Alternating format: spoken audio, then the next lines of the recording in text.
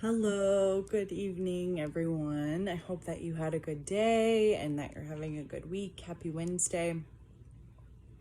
So, tonight we are going to be talking about one of my favorite kind of metaphors, responses that Jesus gives. And he gives it in a couple different times in various gospels. And it is the concept of pouring new wine into old wineskins.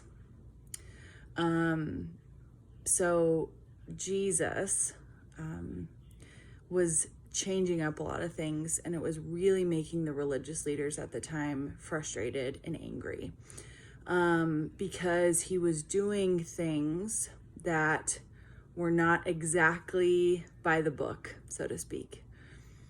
The rituals, whether it was prayer or fasting or tithing or teaching or Sabbath, all of those things he would do, but he would up the ante, or he would challenge it further, or he would again call out sort of the showiness or kind of the ritual superficial aspect of the various spiritual practice that was being done.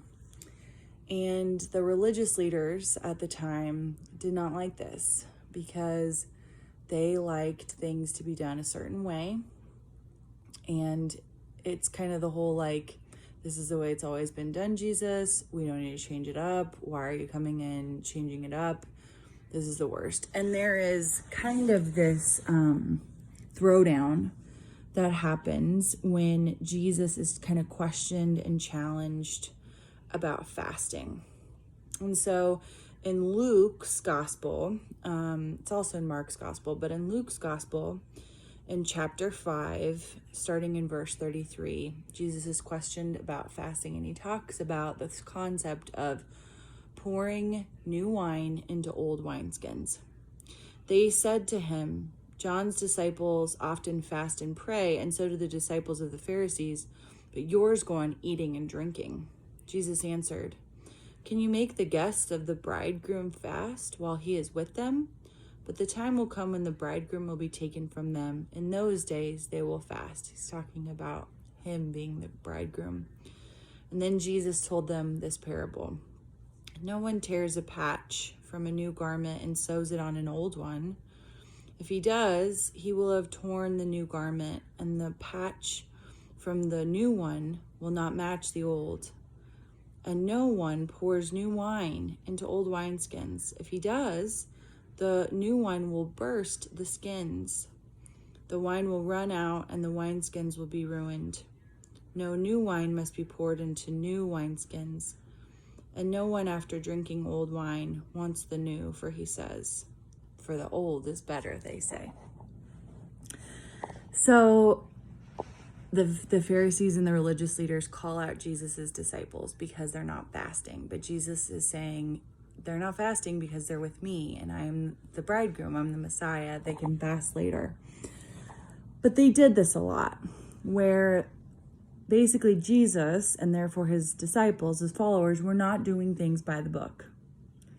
And there are lots of people who like things done exactly the way they've always been done, by the book, with the rules and the regulations. But the thing that Jesus is saying, and the thing that Jesus challenges them on and challenges all of us on, is not that prayer or worship or keeping the Sabbath or fasting or any of those things are bad, but it is that it had become superficial, it had become showy, it had become about the person and the own person's self-righteousness, and it had almost become a competition for who was holier and better.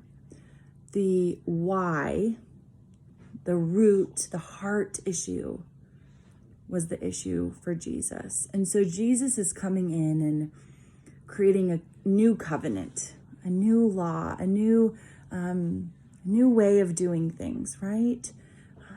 Doing an upside down kingdom and an upside down way of thinking for the people at the time. And it's hard.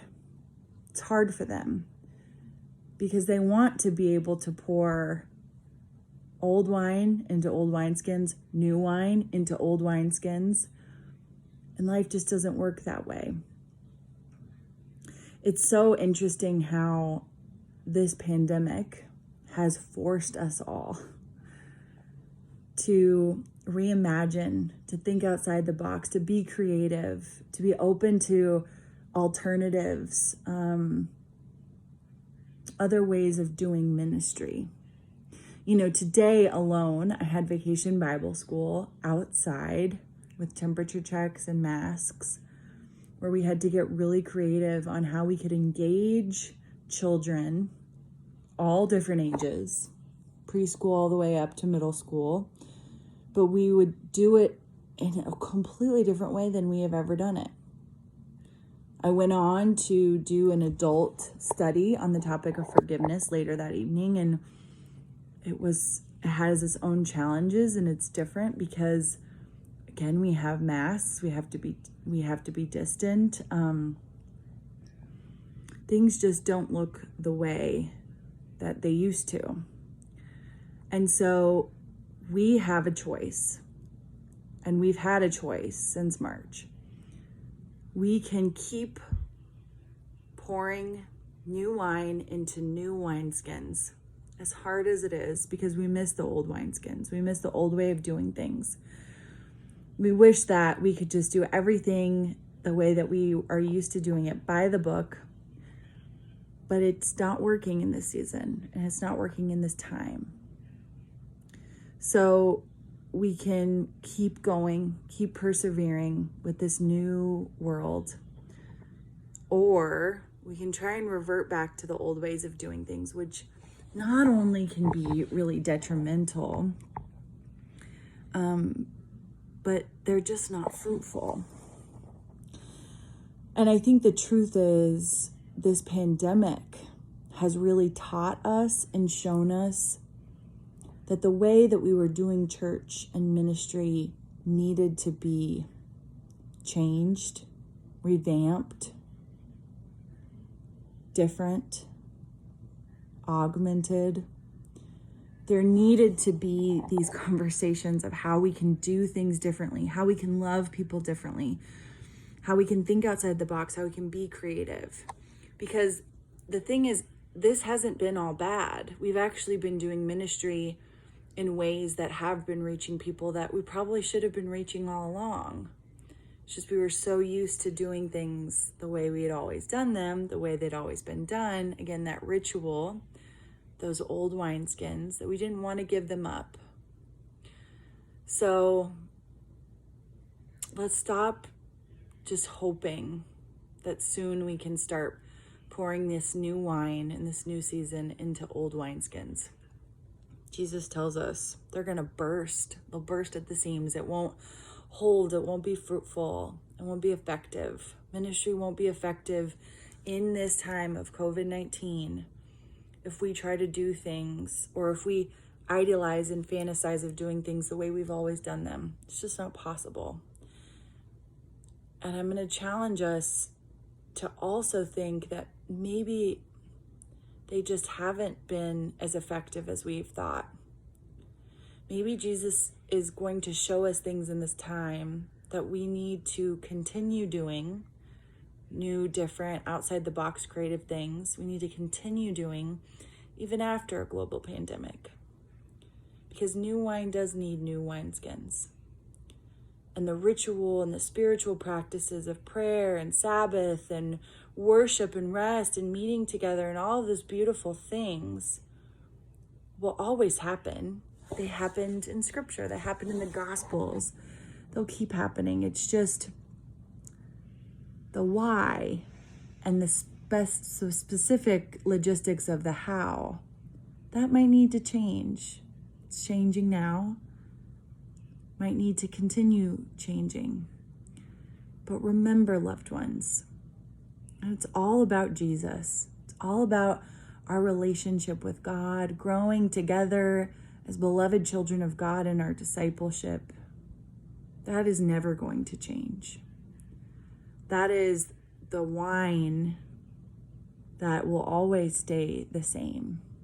So picture with me what this season will look like maybe in the fall, as we get back into school, as we get back into sports, as we get back into kickoff Sunday at school and Sunday school and youth group and more adult studies and giving campaigns and mission trips and Christmas services and all those things that are going to look different. Let's not pour this new wine into the old wineskins. Let's be open to the new wineskins. All right, I love you all so much. Have a good night.